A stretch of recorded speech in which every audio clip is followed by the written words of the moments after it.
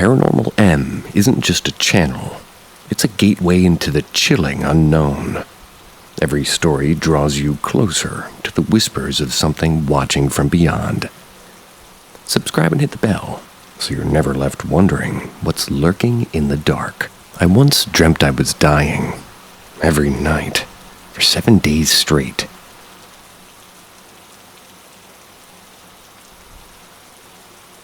I was 14 at the time. In the dream, I was on a hospital bed. I was unconscious. Wires were all around me. Loved ones stood around me. A figure hovered above me. Not a person, not even like a recognizable shape. Just blackness, thick, weightless, almost like smoke holding itself together. It never spoke, but I knew instinctively that when it touched me, I'd die. Each second it would draw closer, my heart would race. The hospital monitor beeped faster, and then flatline. That exact moment I'd wake up full of sweat, heart racing, and always at 4 a.m., not 4:02, not 3:59, exactly 4. It kept repeating the whole week, and by the 7th night it had stopped surprising me. I expected it. But that night, I felt something different the moment I woke up. A heat, a burning on my back. Not pain, just a deep, raw burning. I went to the mirror, and I took a look. Across my back were lines, straight, horizontal, like pressed-in seams or old scars reopened. They were neatly spaced and definitely unnatural. They were too perfect to be random. They didn't bleed. They didn't sting. They just existed. The dream never returned after that. Life carried on. School, friends, growing up. And I'm 22 now. Lines are still there. But they have faded. They don't hurt anymore either.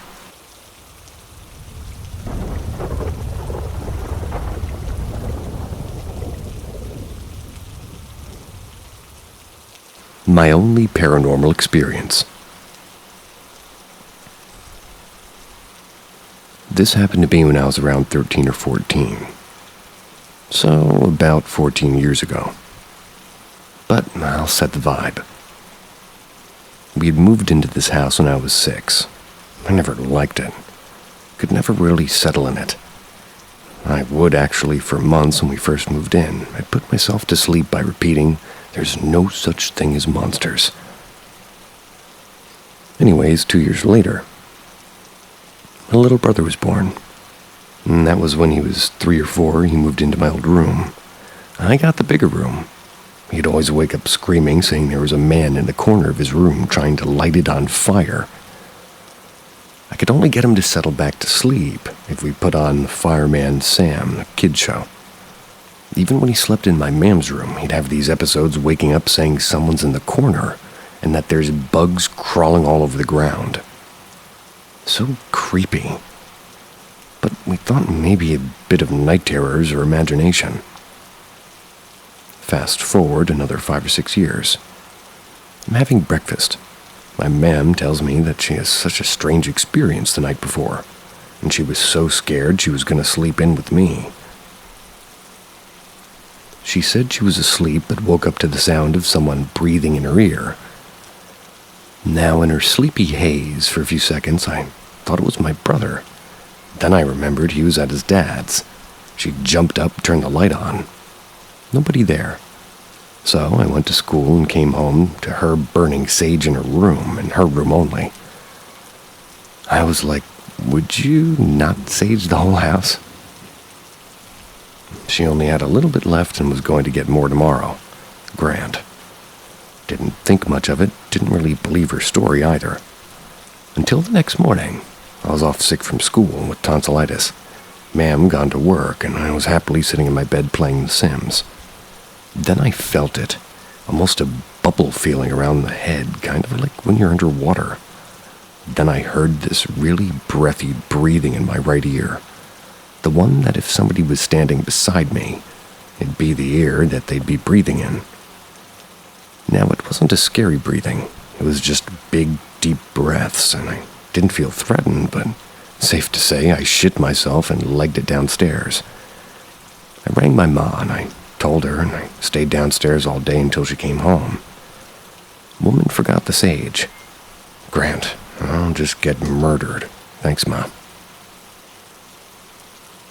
Went to bed. Nothing happened. But the next morning, same setup. Happily playing The Sims. Happens again. I remember I just put my hands up and said, okay, I'm going to go downstairs, but this time I made sure to take my laptop with me to continue playing The Sims. My ma came home that day with sage and did the whole house.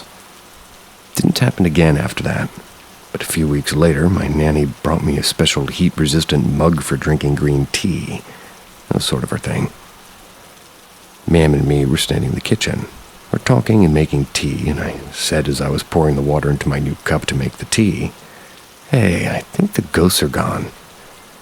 And when I say I hadn't even put more than a drop of water in, it was barely a splash. Whole glass just shattered into millions of tiny pieces. My ma and me just looked at each other and laughed and said, "Well, I guess not then." But yeah, that's my story. Nothing else ever happened after that. We moved a couple of years later. Then my lovely ma'am then one day told me, "Oh yeah, when I was younger, that house was boarded up and a group of us broke in and did a Ouija board and things started moving around the place. So we ran, never went in again."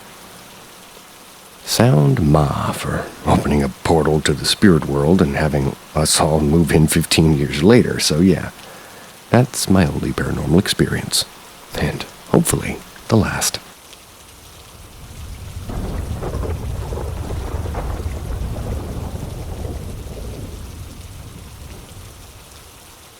Shared my nightly sleep paralysis experiences with a friend.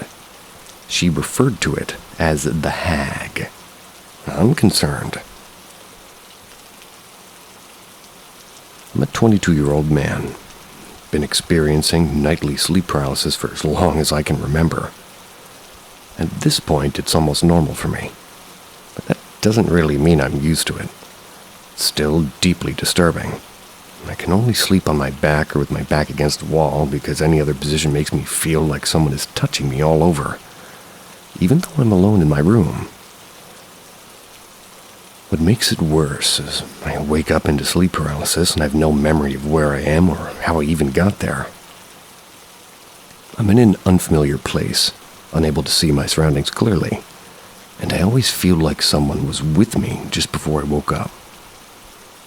There's also an unsettling sensation that something is trying to force me to fall asleep, paired with an ominous feeling that if I do, I might die. I've let myself come close to falling asleep during these episodes, and when I do, I struggle to breathe and I feel my heartbeat slow down. After researching the hag, I'm seriously concerned. Recent events have convinced me 100% that the supernatural is real. There's no rational explanation for what I've been experiencing. I've considered that I might be schizophrenic or paranoid or imagining things. But I started recording these events and asking skeptics for rational answers. They either can't explain it or they say I'm overthinking coincidences. When I ask how many coincidences it takes to stop being a coincidence, they give me a number far lower than what I experience daily. Long story short, I no longer believe in coincidences. TLDR. I've had nightly sleep paralysis my whole life, feeling touched by an unseen presence and fearing death if I fall asleep during episodes. After researching the hag, I found several things that align with what I experience or have experienced at some point. I've begun to grow concerned.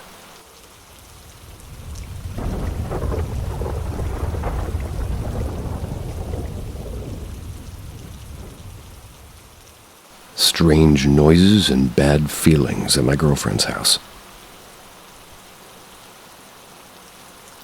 Currently, my girlfriend and I live in separate houses. I live with my mother in a building, and she lives with her mother in a house. Getting straight to the point, my girlfriend's mother left. And with that, I was alone with my girlfriend. Whenever I go to her house at bedtime, I hear noises that can sometimes be normal. Things dilating. The refrigerator, etc. Dilating. But it happens very frequently. But in the early hours of today, it was a little bit more complicated.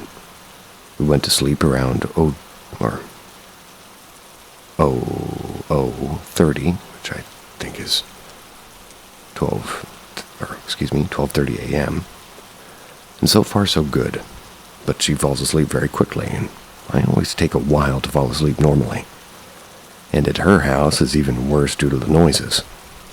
And today I started to hear very loud noises coming from the kitchen of glasses being placed in the sink, and very frequent, very loud clicks.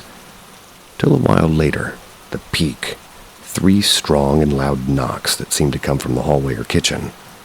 It's as if they were footsteps or knocks on the wall. I don't know where it came from exactly. And at that moment I woke up my girlfriend, and I was trying to convince her to come to my house without explaining for fear of irritating whatever was there. Clicks didn't work. They stopped.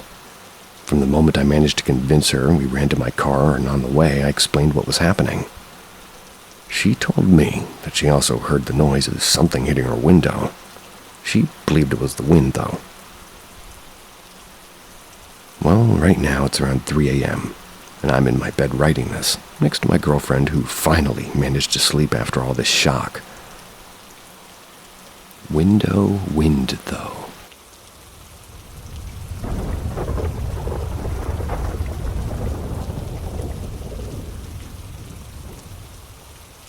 One night on Fort Lewis, JBLM.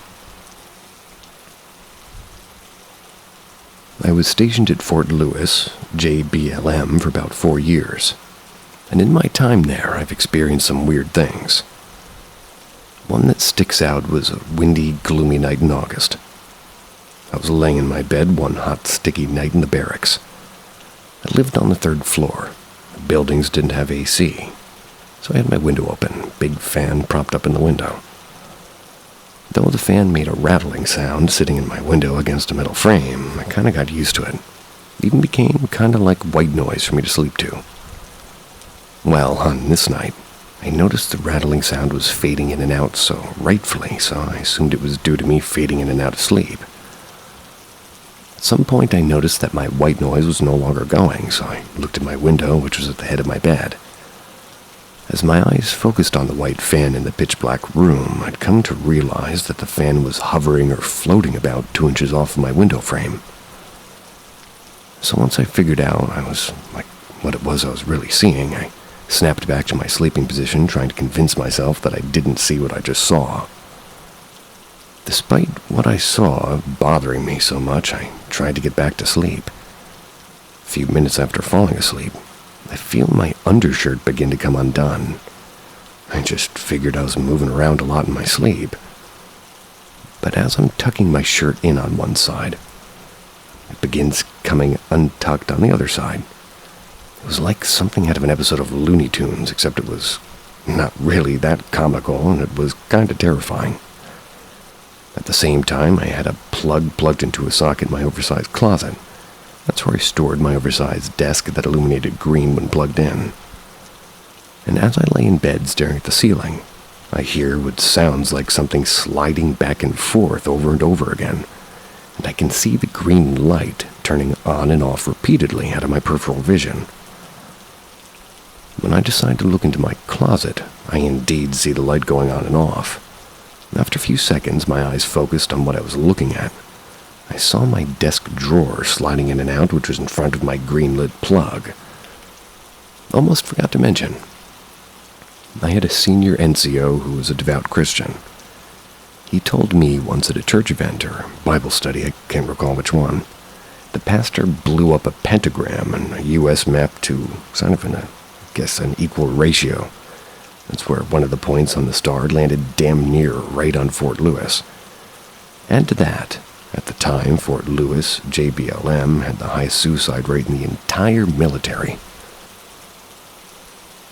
Well, it seems a little bit too easy to do, though. Depends on how much you blow it up and where you center it. open to it, just saying.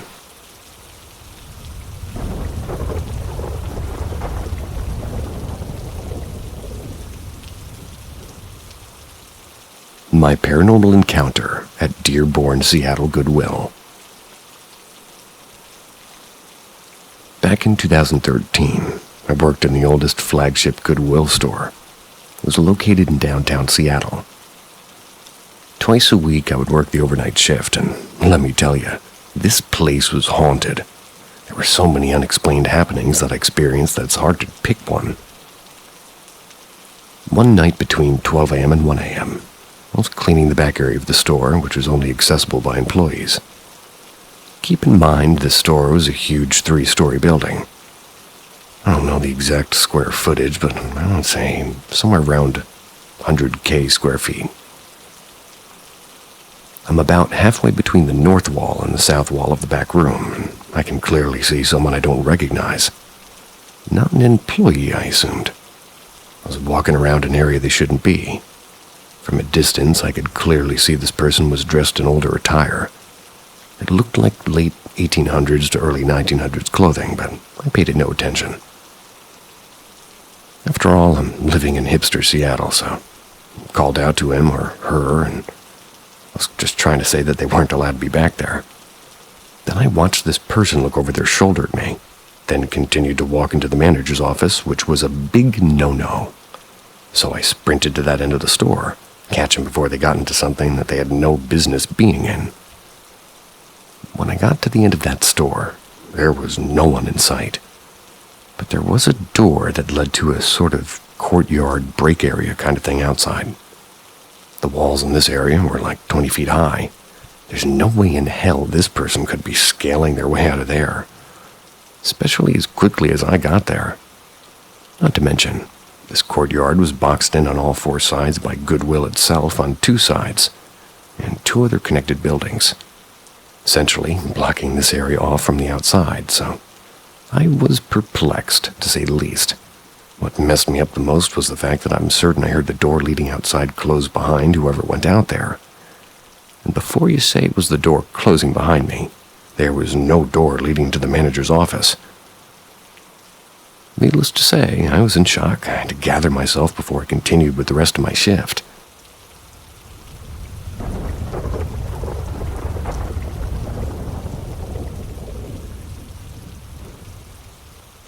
Strange experience in the woods. It's a beautiful spot. It's located on a hill with an amazing view over a field and into the distance. I've watched a few sunsets there. It's always been one of my go-to places. There's also a campfire there, which seemed to be used occasionally by others. I left my apartment around 2200, headed toward the forest. The night was pitch black. I chose not to use a light. I really wasn't sure why. Maybe I just didn't want to attract attention and preferred to enjoy the quiet warmth of the evening. As I walked, I passed an old farm next to the road leading to the clearing. The road itself connects to another town nearby. I had passed that farm many times before. I had never seen any animals, people, or cars around it. It always seemed abandoned to me. But that night was different. As I walked past it, an unmistakable farm animal smell hit me, something I had never experienced there before. It was that typical earthy, musky scent you get when animals are around. Instinctively, I looked around hoping to spot something in the darkness. But just as always, the place was completely empty. No animals, no sign of life, nothing except the strong smell lingering in the air. I found it strange, but I shook it off and continued walking. Soon I reached the clearing, sat next to the campfire ready to stargaze. That was pretty much my whole purpose for coming. I wanted to lie underneath the sky and take in the stars. When I inspected the campfire, I noticed that beneath the ash, some embers were still glowing. There was also firewood stacked nearby, left by whoever had been there before. I decided to rekindle the fire, using the leftover wood, and soon I was lying on the ground next to it watching the stars.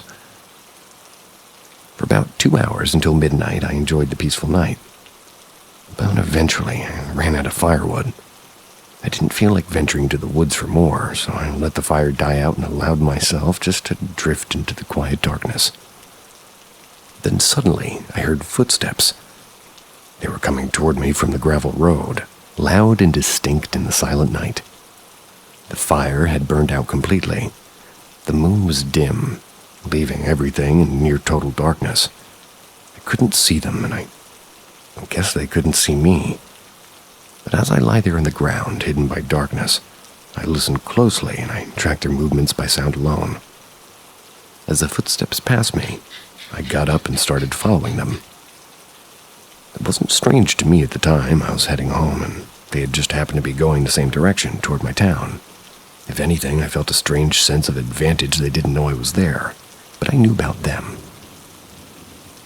Their footsteps remained steady, crunching over the gravel. I could hear my own footfalls joining theirs. Then, without a warning, their footsteps vanished, just gone. I stopped, confused, didn't really think much of it at first. Continued down the road, passing the farm again. But something nagged at me. So I paused. I turned around and waited, expecting to see someone emerge from the darkness behind me. Maybe I had somehow passed them without noticing. In the near total blackness of the forest, it was possible. But no one came. I stood there for a while, staring into the darkness, waiting for movement, a sound, anything. But there was nothing. No footsteps, no rustling of the trees, no sign of anyone. And that's what kind of unsettled me the most. If it had just been a person walking ahead of me, they wouldn't have known I was there. That means if they suddenly heard another set of footsteps behind them, it would have startled them. And if they jumped off the road into the forest, maybe to hide or escape, there should have been some noises or branches, leaves, something. I don't think too deeply, till a few days later. That's when I replayed the whole scenario in my mind. The more I thought about it, the stranger it felt. Now I don't know what to make of it.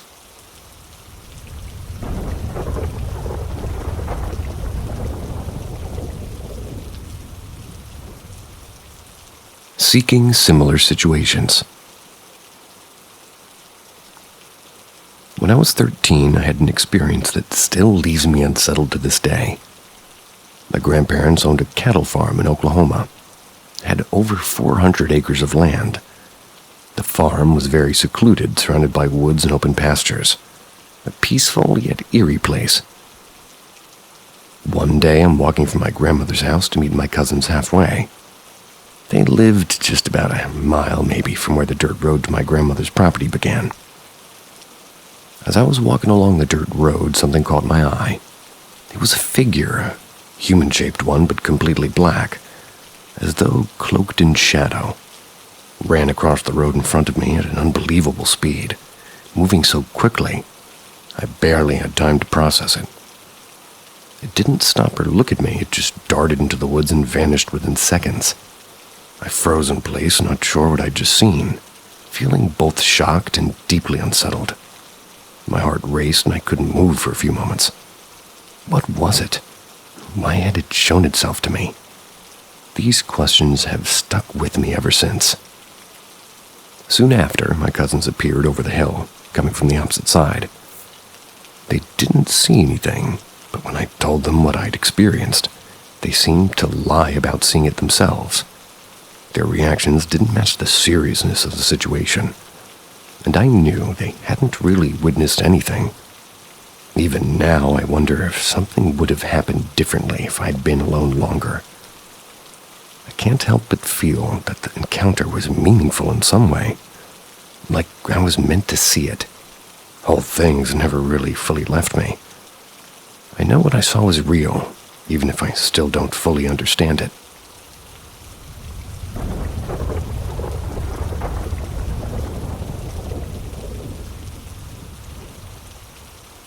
I want to see it again. Dark figure. I'm always a skeptic, but last night I seen a dark figure walk from in between my neighbor's house and mine.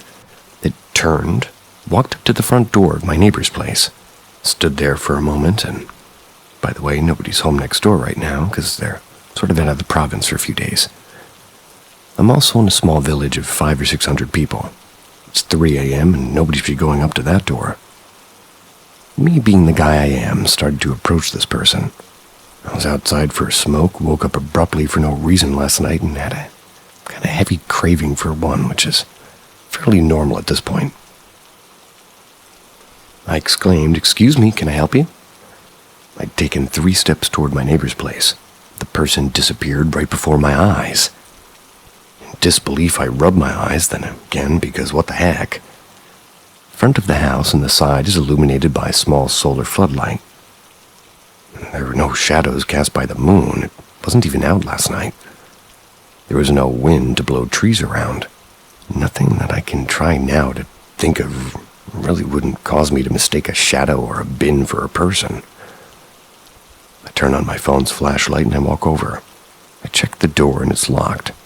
Checked beside their house on the other side. Nada. I've expressed permission to be on the property, by the way. My wife confirms she saw the same thing 3 days ago around midnight. The figure was tall-looking. Was wearing like a hat or a bonnet or something on their head. They were wearing all black with like a cloak or a trench coat or maybe a dress, like little white specks all over it. Black pants and shoes.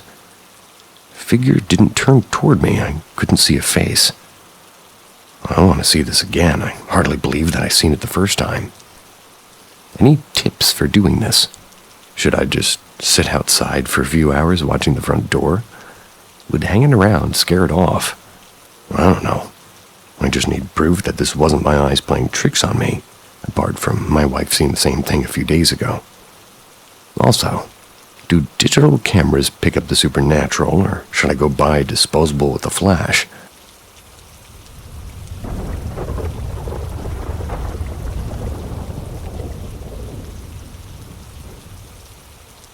Had the weirdest experience of my life last night.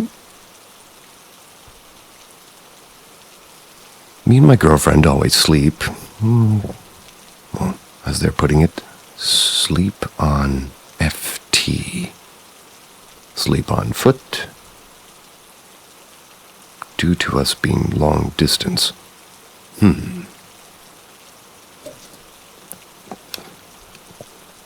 Oh, FaceTime. That's an Apple thing, right? Me and my girlfriend always sleep on FaceTime due to us being long distance. And at 2:50, estimated, she confirmed that I was snoring and sound asleep. I'd wake up this morning in my bed with no clothes on. I always sleep fully clothed. Trauma, yippee. So I get dressed and go downstairs, or rather upstairs, to see my dead phone propped up where I normally put it while I eat. Food I have no memory of preparing. My water bottle full of Coke that I don't remember making, and some chips and other stuff I don't remember getting. Call my girlfriend after charging my phone, and she tells me she woke up at around 5 o'clock and my phone was already dead. Now, doing the math based on when we called yesterday, about 14:15, and the call lasting 15 hours and 15 minutes, some weird numbers, we figured out that my phone went dead upstairs at 3:30.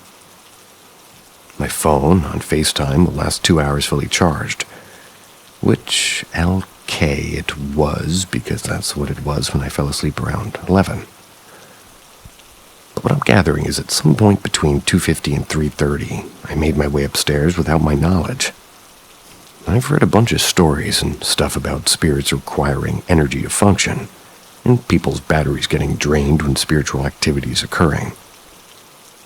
Now that alone is me pretty freaked out, and now adding that the fact that it was the witching hour and I somehow made it up with my made it up my obnoxious ass flight of stairs.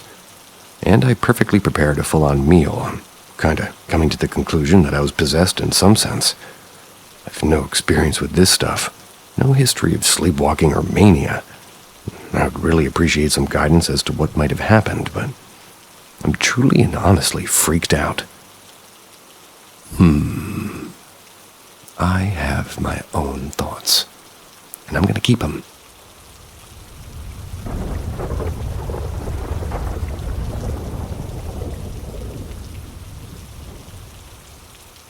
Glitch Alternate reality. What the fuck did I saw? See, when I was young, I saw something really strange. I was running late for high school and took a path I'd taken hundreds of times.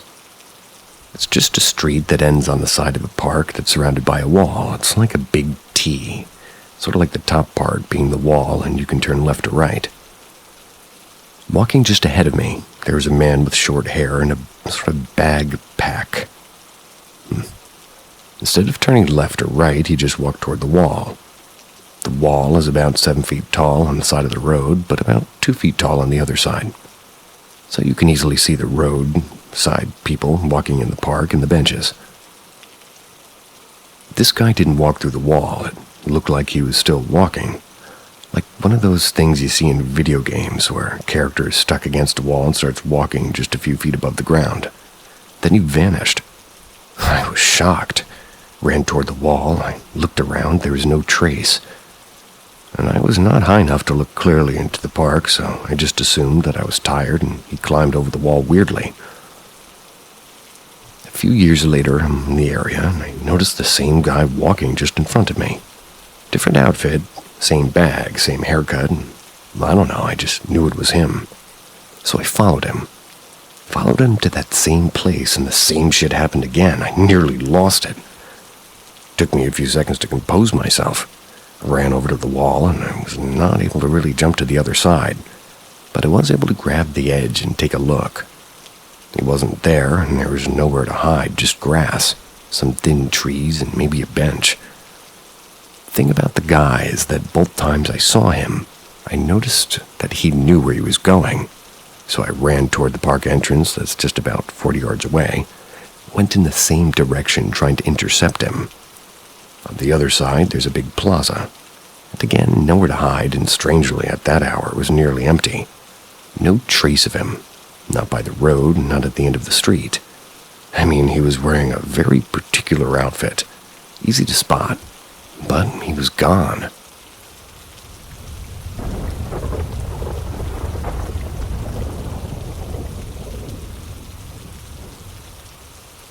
I can't sleep. I feel something in my chest, and strange things happen to me. For years, I haven't been able to sleep. That's because whenever I start closing my eyes, I see just for a few moments many stretched out black humanoid shadows all around my room. Then I wake up, and this keeps happening over and over until I finally pass out and sleep for a couple of hours. It always comes with the sensation in my chest or inside me. It's hard to explain, like a mix between pain and a sort of wish sound or force inside my body. It's warning me that this is about to happen and that I need to stay awake, even if I haven't slept before, and if I don't want to suffer the consequences. Whenever I try to ignore this warning feeling, stronger and worse things happen. I've crossed that line 3 times, and they were so intense that I don't want to experience it again. That's why I almost never sleep. I started sleeping facing the wall, fully covered up to my head, so I wouldn't see anything, and that worked for a while. Until one night I felt a large hand with long nails, very cold. They were slowly touching me from the top of my head down my back. Then it disappeared. I got horrified. I counted to 3, jumped up, turned on all the lights, checked the whole room. Nothing. Strange thing is that I sleep on just a mattress. So there's no one under my bed for anyone to hide. I don't know where that hand came from. The second time, I'm lying on my back with my arms crossed. For just a millisecond as I woke up, I saw a black humanoid figure squatting on my chest, staring directly at me. It didn't have eyes, but I knew it was looking at me. That's because its whole body was bent forward toward me. The third time just happened this morning. Again, I'm lying on my back. I try to sleep on my side so this doesn't happen, but somehow I always end up turning on my back while asleep. I felt a weight on my bed, like someone sat down. Then my blanket was slowly pulled off my face gently, as if somebody was uncovering me in a kind, careful way. Then I felt a kiss on my cheek near my neck. At first, I thought it was my mother. She used to wake me up like that when I was a kid. But suddenly, that kiss turned into suction like a hickey, so strong that I immediately stopped thinking it was her. Heard so much I had to count to 3 and force myself up, even though my body was still half asleep. I stayed alert, looking around, and then I heard my mom on the rooftop and realized it hadn't been her at all.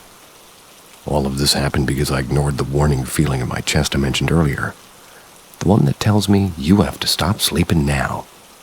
Like a sign that if I don't, things like this will happen. I looked online and the closest thing I found was exploding head syndrome. Whoa. But that doesn't explain the other stuff that happens to me. One time I searched tutorials on how to fall asleep. There's a military method about holding your breath and relaxing to sleep in 5 minutes. I tried it in the dark with my eyes closed. I felt a very loud noise aimed at me, as if it entered my body. Along with that, a white light. I could see it even with my eyes closed. It made me open my eyes immediately. I let out a loud gasp. Turned on the lights and I couldn't sleep again. So I have no way to fall asleep, and every time I feel that warning, I have to get up, even if I've only slept 1 hour. Want to know if anybody else feels what I feel. And an important detail. If I sleep with someone else in the same room, not necessarily in the same bed, none of this ever happens, and I can sleep as long as I want to. Right now, I feel like I have only 3 choices. Not sleeping, which is what I normally do until I pass out. Ignoring the warning and seeing how far I can go. Even if this stuff happens, I'm scared it could be too strong and I won't be able to handle it. Don't know where the limit is. Sleeping accompanied. I don't want to do this because I don't want to bother my family. Has anybody else ever felt something like this? Any advice on how I could sleep with what this could be would help me a lot. I just want to feel safe sleeping again. That reminds me of what happened 2 days ago. I had something that I thought was a heart attack. I was laying down and my chest turned completely cold, like my heart literally zapped into ice. Left arm went completely numb. And then all of a sudden this is the part that's weird, because up until then you're like, okay, those are heart attack symptoms. But for me, everything turned sepia tone. Like, sepia tone. Not a little, like, only sepia tone. Or if you took just a yellow filter and threw it over top your vision. And I've never hallucinated once in my life, except for this time, which was only 2 days ago, weirdly enough. I see everything in sepia tone. I'm smacking myself in the chest. In case it's a heart attack for some reason, to me that sounds like a good thing to do? ? And I kept momentarily passing out. And each time I passed out, I had everything was no longer sepia tone when I passed out. And everything was like if you took a camera and put the exposure all the way up, or the ISO all the way up. So anything that was dark was black, and anything that was vaguely not dark was super white. And I saw 10 shapes of, somewhere between 6 and 12 people.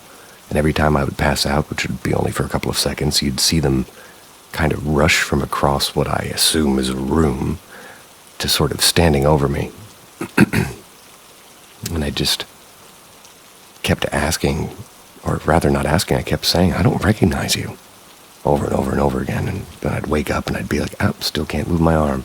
And I'd pass out again. And then I'd see the same exact thing, same exact replay. And the weird thing is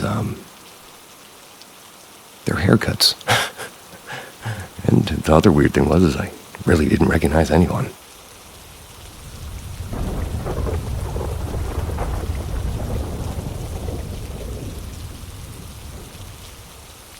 I think my vintage mirror is haunted. Okay, so I have this mirror in my bedroom. My mom bought it from a store years ago. It was in the living room for a few years before she gave it to me. Weird things have started happening. I never feel like I'm alone in my room. I do my makeup, skincare, hair in that mirror, and I always feel like I'm looking at someone else. I sometimes talk to myself in the mirror, or I guess whoever I think is in the mirror. Sounds stupid, but sometimes I do really need some company. To describe the mirror, it's very big. It's heavy and detailed. It has a silver tone border around the glass, like royalty pieces on it. I don't even know if that makes sense. Not to me, but I think you mean it's ornate. But it's like the style of mirror you'd find in a castle or palace. I believe you have like the mirrors that you find in a museum of a castle where the royals used to live. I probably don't make any sense here, but it's very medieval looking, I guess. I'm going to stick with ornate. Anyway, since that mirror, I've had small but very disturbing encounters. I would hear my bedroom door knock despite my parents being downstairs. I would hear the shower running, but when I'd look into the bathroom, the shower isn't on.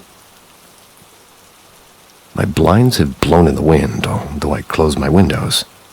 My living room door closed on its own even though I was home alone.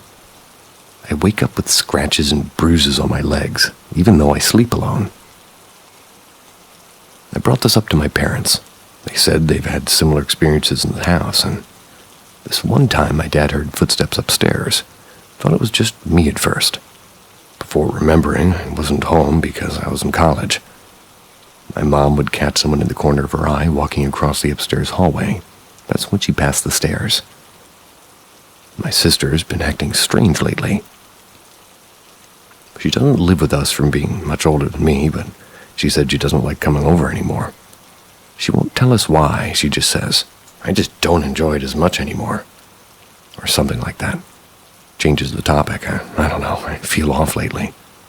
I think it's the mirror, because when she does come over and needs to borrow something from my room, she refuses to go and get it herself. Asks me to while looking concerned. Whenever I pass the mirror, I feel a shiver up my spine.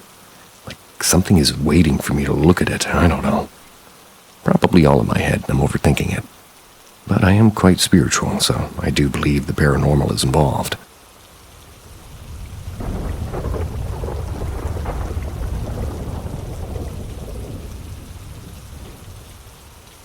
I know I wasn't alone. Last night, I'm home alone. And before anybody says, yes, the police were contacted and investigated and blah, blah, blah, blah, blah. But I'm just going to share my experience anyway.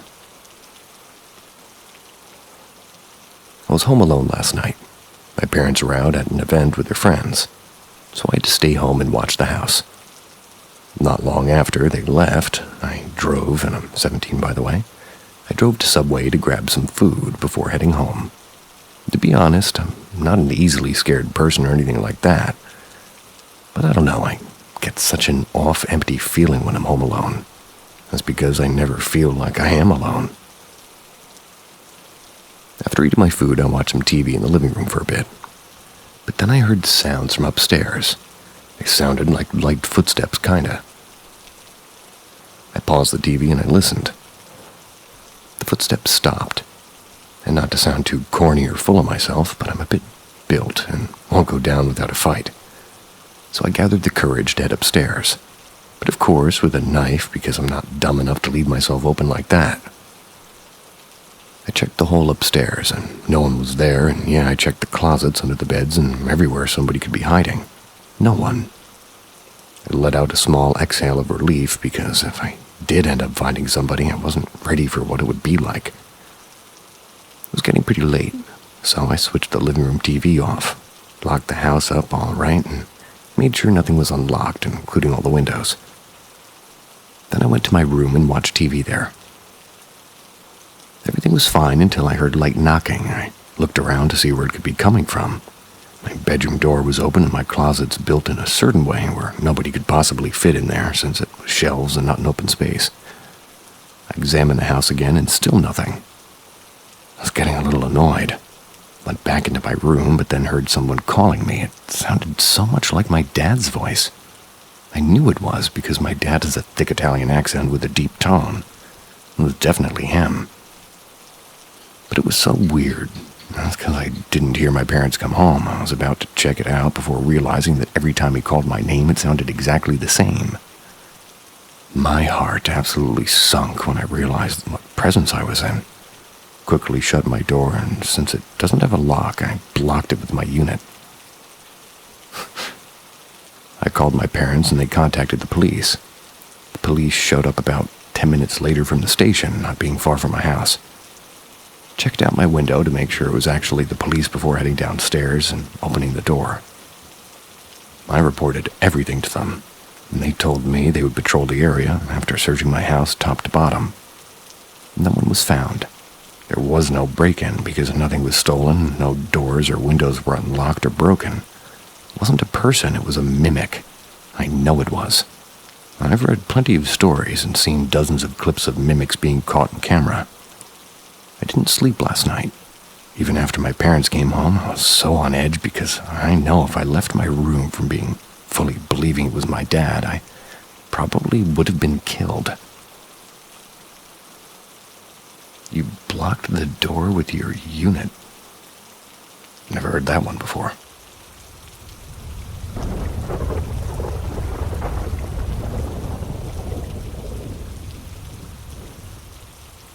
Something in the darkness held out its hand to me when I was a child. This happened to me when I was really young, somewhere between 3 and 5 years old. Not really sure. Back then, 2008 to 2013, my family used to sleep on the floor in the bedroom on the second floor. We couldn't afford proper beds at the time, and it was usually just me, my mother, and my newborn sister in one room. That was, before my dad passed away. We'd usually sleep on the couch, maybe in the living room. Since we didn't have an air conditioner back then, we would just leave the doors wide open for cold air. And on this particular night, I randomly woke up out of nowhere. I don't know why, but I just sat up and kind of looked around. Everything was quiet, and it must have been around 1 or 2 a.m. The orange glow from our nightlight made everything feel strange and eerie. Then I heard what sounded like slow, faint footsteps or tapping. For some damn reason, I decided to crawl toward the sound. Maybe I was too young to walk around at night, but I clearly remember crawling on all fours. I stopped in the middle of the hallway and looked toward the living room because I thought that's where the sound was coming from. I saw my father on that couch, maybe asleep, maybe not. The room was pretty dim, but I could still make him out. Then I heard the sound again, but now the sound was coming from the sewing room. I turned toward it and I crawled all the way up to the doorway. There was no door back then, it was just an empty frame. But the second I reached it, the sound stopped. At that moment, something felt very wrong. Unlike the hallway or the living room, the sewing room wasn't just dark, it was pitch black, like an empty void. It wasn't the kind of darkness you just adjust to with your eyes. It felt like staring into a wall of pure blackness, as if the space inside didn't exist anymore. Couldn't see anything beyond the doorway. I remember just sitting there frozen, just staring. I don't know how long I stayed like that. Maybe 2 or 3 minutes. But at some point, I saw a hand came out of the darkness. It was the same pitch black as the room itself. I couldn't see where the arm ended. It just extended from the void. The rest lost inside, probably. But it didn't try to grab me. It just held itself out like it was offering, like it wanted me to take it. I didn't move. I stared at it. Then just as suddenly, it instantly retreated. My dad came out of the living room, probably to go to the bathroom, and saw me sitting there. He asked me what I was doing and picked me up and carried me to the bedroom, shut the door, and that's where the memory ends. I've tried to write it off as a dream, but no, I remember everything so vividly. Every touch, the exact words my dad said, it felt so real. Never had dreams that come remotely close to this till now. I'm not saying it was a ghost or a shadowy figure or anything in specific. I honestly have no idea. And every time someone brings up strange or paranormal experiences, this memory comes back clear as day. Had it not been for my dad, I don't know what would have happened. I miss that guy.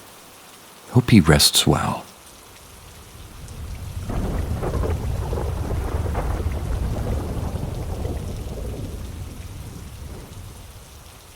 Residual ghosts and poltergeist attacks.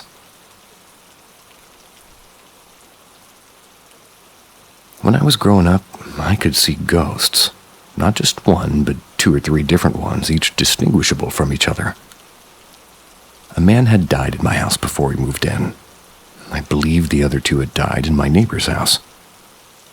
I know somebody had died there, just not who it was. I'd see them walking down the hallways, getting ready to take a shower or chilling in the kitchen. They were pretty much the exact look of a Force ghost from Star Wars with a semi-transparent blue. They also knew that I could see them. Every time I opened a door, it was like maybe a 1 out of 5 chance I would see one. Almost always, they would turn around quickly, looking surprised and then terrified I could see them. Then they would just instantly vanish. There was 2 guys and a girl, all around mid-30s to 40s. And as I got older, I stopped seeing them. I still wonder if it was my overactive imagination, but then I remind myself how weirdly specific everything was. Never had an imaginary friend. I never was even thinking about them and would still see them. Anyways, on to the poltergeist attacks. I was attacked by a poltergeist at an old job. Everyone who worked there, even my brother who was the manager, had experiences. Just not as bad as mine was that day. My brother had told me that, other than himself, he had reported disembodied voices and shadow people, doors and objects moving in their own, and weird noises. I have enough stories to take an hour writing this, but I'm going to keep it short and sweet. I was sweeping the pool deck. The pool was completely empty, just me. It was about 5 or 6 p.m., so the sun is just getting ready to set. I was sweeping, and I hear a female's voice. Sounded young, like a teenager. Kind of scream-laughed into my ears. It sounded like she was right behind me. I could feel the vibrations in the air from how stupidly loud this laugh was. Like a speaker on max right behind you. It was loud enough to drown out every other sound. I remember hearing this, and immediately I felt freezing. This was in the middle of summer with the average temperature in the 90s. All my hair stood on end and I was covered with goosebumps. Time slowed down and I saw the color drain into black and white from the top down to the bottom. I dropped. Woke up like 2 minutes later, still freezing my ass off and my hair still on end. I can see color now, and when I stand up it happens again, right behind me. Not as loud as the first one, so I whip around and there's no one there. I can still hear their voice laughing at me, and I can almost picture them walking away as it got quieter. That was just one of probably 24 different instances I've had. I worked part-time all summer.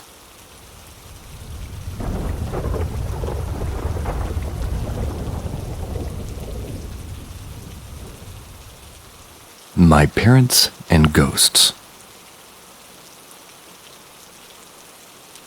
So this was told to me by Mother.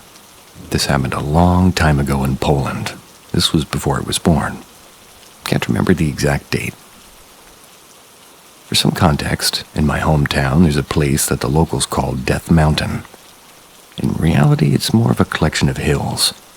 During World War II, there was a heavy fighting in that area and a lot of people died, even after the war during the sort of demining of the area due to unexploded bombs and mines. Now for the story. This happened when my mother and father started dating. My father took her to Death Mountain. Don't ask me why, I'm not sure myself. Sounds romantic to me. During the day, everything was fine. A beautiful hot day until night came around and my mother started feeling wrong, like something was watching her.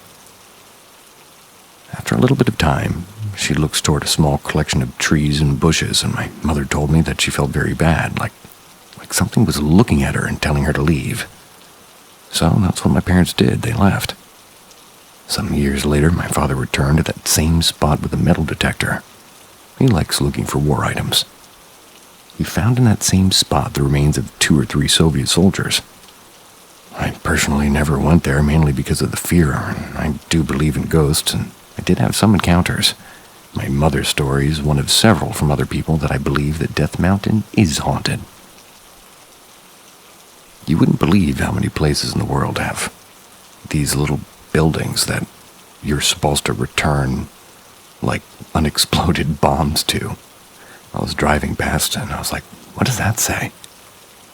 And then it translates into return unexploded weaponry here. I know, Gecko, I totally agree.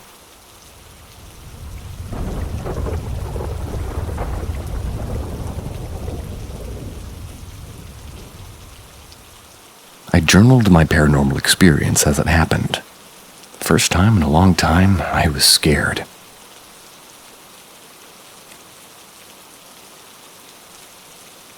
All of this happened less than 2 hours ago. Paranormal encounters literally never scare me. I grew up with it, so I'm used to it. So it's very out of character for me to be afraid. Light's been flickering all day, lots of random noises and banging. More overall activity than usual.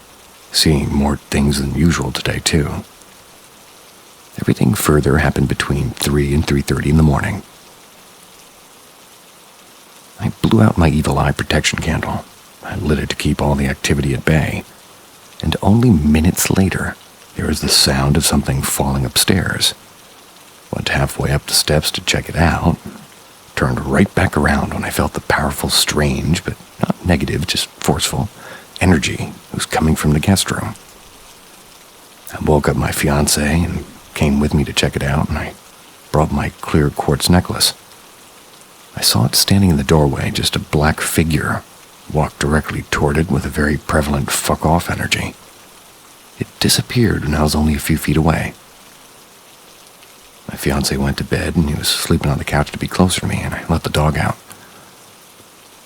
I went to get the dog from the backyard, and I felt this awful, intense, overwhelming energy closing in on me from the darkness. Got closer and closer, and it felt very threatening and very scary. It was coming from the house on the corner. I think it's the spirit that formerly haunted my brother a while back. Called my fiancé to get him to come back downstairs to get the dog from the backyard for me.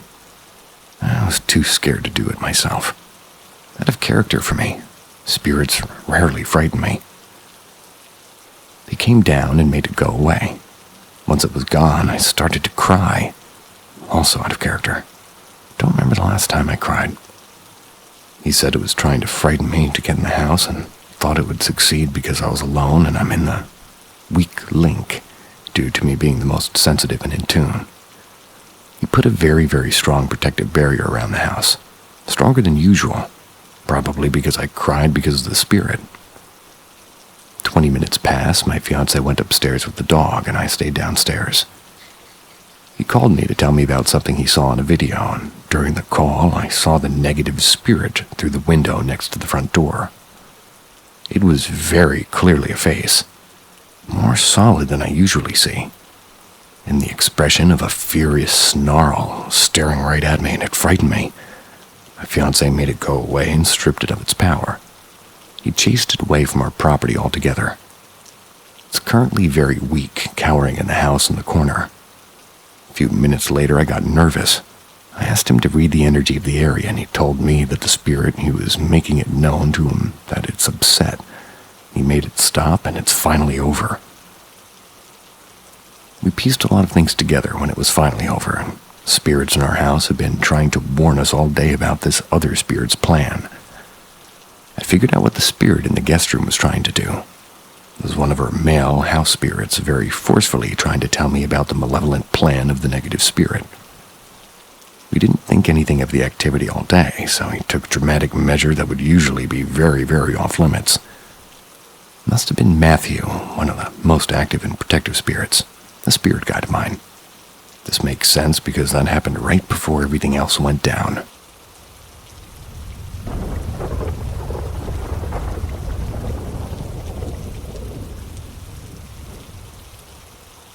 The Legend of the Bell Witch.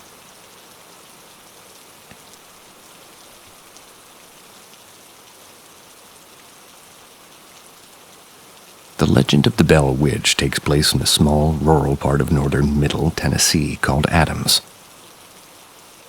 In late 1804, John and Lucy Bell and his family moved from North Carolina to Red River, Tennessee, present-day Adams. They moved with their 6 children: Jesse, John, Jr., Drury, Benjamin, Esther, Zadok, Elizabeth, and Betsy, Richard, and Joel. In early accounts, the spirit itself provides its origin, stating, "I am a spirit. I once was very happy, but I've been disturbed and made unhappy. I am the spirit of a person who was buried in a cave, my bones disinterred and scattered. One of my teeth was lost under this house. I am here looking for that tooth." Of course, this can't be verified. However, a Native American grave was found in the cave. It's known now as the Bell Witch Cave. Some of the boys were playing in the cave stole the tooth, then dropping it between the floorboards of the porch. They dug day and night looking for the tooth and finally returning it. Only then the Bell Witch claimed to be a spirit from everywhere: heaven, hell, the earth, I am in the air, the houses, any place at any time, have been created millions of years. The first appearance of unusual disturbances surrounding the Bell family is usually reported as an incident on the farm. It's one in which John Bell fired a shot at a dog-like creature which vanished. Drury and Betsy were also beginning to see strange creatures near the property. These sightings are accompanied by strange sounds around the house. Betsy, Drury, and John begin to hear unaccounted-for knocking. They were hearing it on the door and the windows, the sound of wings flapping against the ceilings, and the sound of rats gnawing on the bedposts. More disturbingly, the sound of choking and strangling could be heard along with chains dragging and heavy objects hitting the floor, and in all cases, the source of the noise was never found. No rats were found in the home despite thorough searching, and no damage to the furniture ever being discovered. During these demonstrations, the family refused to speak of the events to their neighbors. Soon the spirit would become violent, mostly toward John and Betsy Bell. The witch would slap, pull hair, and pinch, resulting in sleepless nights, and for Betsy being distracted at school, her teacher Richard Powell would take notice. Betsy tried to confide in her childhood sweetheart Joshua Gardner, but the witch wouldn't have it. She would beg, "Please, Betsy, please don't marry Joshua Gardner," over and over, pulling her hair and dragging her across the floor. The abuse continued on Betsy. Her family would have her stay at neighbors and friends for safety. She would eventually break things off with Joshua Gardner, though the witch was oddly kind to John's wife, Lucy Bell. One story, though not proven, Lucy was sick and wanted walnuts. As if on command, walnuts fell from the ceiling as a gift from the witch. The disturbances would grow and rumors circled in town. John swallowed his pride, finally asked for some help. Over the coming months, people would come in and out to see what was transpiring in the Bell home. The witch would entertain them, poking fun at the men, still answering their questions and not disappointing them with activity, including Andrew Jackson. She would hound people who missed church, reciting the sermon to them and berating them. She could recite passage of the Bible. She could recite any passage of the Bible, I think. She went from church to church, 12 or more miles apart, and recite what each priest was saying. Family friend William Porter claimed the witch climbed into bed with him, allowing him the opportunity to seize the spirit in bed. Seized it in bedclothes and attempted to throw it into the fire, saying only the immense weight and terrible smell of it prevented him from succeeding. The theory of Kate Batts. Mary Catherine Kate Batts the wife of Frederick Batts, was believed to many to have been the culprit behind the disturbances known as the Bell Witch. Although not a poor woman, she was often mocked by others throughout the town. Her improper usage of words, along with her sometimes strange ways, led many to think she was practicing black magic or other forms of the occult. Benjamin Batts, the brother of Frederick Batts, they had a dispute with John Bell over the sale of a slave. Facts of the dispute were later tangled and became the source of a rumor to the effect that John Bell and Kate Batts had the quarrel and that the Bell Witch was created by Kate Batts to get revenge on Bell. While there are plenty of stories connecting the Bell Witch to Kate, one of the central goals of the Bell Witch seemed to be the death of John Bell Sr. Old Jack Bell, as the spirit called him, was blasted with curses, heinous threats, and serious physical torments. As the abuse continued, John Bell took to his bed just growing ill and was cared for by John Jr. On December 19, 1820, John Bell failed to leave his bed. John Jr. went to the cupboard to retrieve the medicine for his father. Instead of 3 medicine vials, he found only 1 vial. It was 1/3 full of a dark, smoky, unknown liquid. The voice of the witch gloated. "It's useless for you to try to relieve old Jack. I've got him this time. He'll never get up from that bed again." She claimed of the vial that she gave old Jack a big dose of it last night while he was fast asleep, which fixed him. The contents of the vial were thrown into the fire and it erupted into a blue blaze. John Bell died December 20th, 1820. The Bell Witch crashed the funeral, disrupting the service and singing bawdy drinking songs. John Bell's death being the first to be recorded death of these supernatural causes. After John's death, the disturbances seemed to come to an end, but she promised to come back in 7 years, to which she did, predicting things like the Civil War. Betsy Bell would later go on to marry her former teacher, Richard Powell. Richard Bell, the second youngest, wrote his account of the events, and it was titled Our Family Trouble, the story of the Bell Witch of Tennessee. There's many other little stories to this legend. The Bell family still living in Robertson County to this day, owning the Austin and Bell funeral homes.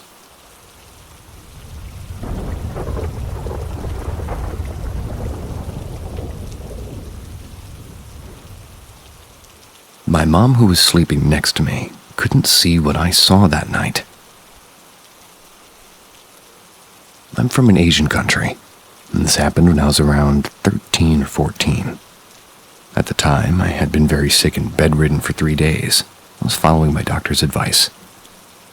The strange incident happened on the 3rd night around 2 a.m. I'm sleeping next to my mom, and my bed was positioned right next to the window. And suddenly, I woke up to a strange noise. It sounded like somebody was talking right outside the window, but through their nose. The voice was muffled almost like a language, but completely unintelligible. I couldn't understand a single word, and it gave me chills. As I became more aware, I noticed something unusual. The tiny hairs on my hands were shaking on their own. It wasn't normal trembling. It felt like a strange force was causing it. I remembered thinking at the time how weird that was. My mom, who has long braided hair, was still asleep. That's when I saw something forming at the end of her braid, a small, shadow-like particle. It started to grow slowly, taking the shape of a human figure, though it remained completely dark, like a silhouette. The shadowy figure began crawling up the wall next to us, getting larger as it moved. It resembled a shadow version of Spider-Man, clinging to the wall in a crouched position. Eventually, it reached the top of the wall directly above us, crouched in the classic Spider-Man pose, staring right at me. I was paralyzed. I tried to scream. I couldn't. I finally managed to shout and told my mom, "Look, there's someone on the wall, looking at me." She looked, but she said she didn't see anything. I cried, and I kept pointing, and I was terrified. She insisted there's nothing there, and assumed I was just scared. She turned on the light, and instantly, the figure vanished. Later, I shared this experience with my relatives. Most of them said it must have been a hallucination due to my illness, but deep down, I know what I saw. I wasn't dreaming.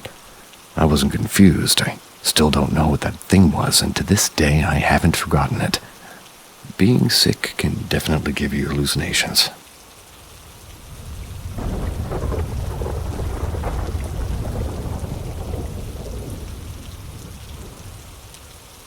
Was it my granddad? It was summertime 2012. I come from an extremely hot city where powder outages. Power outages are very common. In Nepal, when someone in the family passes away, we follow a 13-day ritual as part of our Hindu tradition. My grandfather had passed away, but the story isn't so simple. He had abandoned my grandmother when my dad was just a month old, so we never had a relationship with him. He lived separately with his other wife and their son. Despite the lack of connection, when he died, my father being the eldest son, my mother went to his house to perform the necessary rituals. It's part of our culture to do so, regardless of past ties. They had to stay at that house for 13 days to complete the morning rituals. On the 10th day, there's a tradition where we offer the deceased person's favorite food. It's believed their spirit visits to eat. Along with his favorite dishes, they also placed a cigarette since he was a heavy smoker. But my uncle mistakenly placed it on a tulsi moth, which is a sacred plant altar in Nepali homes, almost like a small temple. That, culturally, it's considered disrespectful. That night, something strange happened. My dad's cousin's sister woke up after hearing a strange, nasally voice shouting from the direction of a window. When she looked, she saw a shadowy figure, like a soul figure, walking toward the tulsi moth, looking visibly irritated. She was terrified. And at that time, my mom, dad, 2 uncles, and 2 aunts were all sleeping on the terrace because it was too hot inside the house. With only 2 bedrooms, there wasn't space for everyone. In our culture, many people stay at the morning house during the ritual period. After hearing the scream, everybody ran downstairs to check what had happened, except for my mom. She was already awake from the noise, but she was too tired and lazy to get up. Then something chilling happened. While she was lying there alone, someone pulled her leg. She immediately woke up, but when she looked around, no one was there. Well, I hope that nobody experiences any powder outages. And I hope you have sweet dreams. See ya.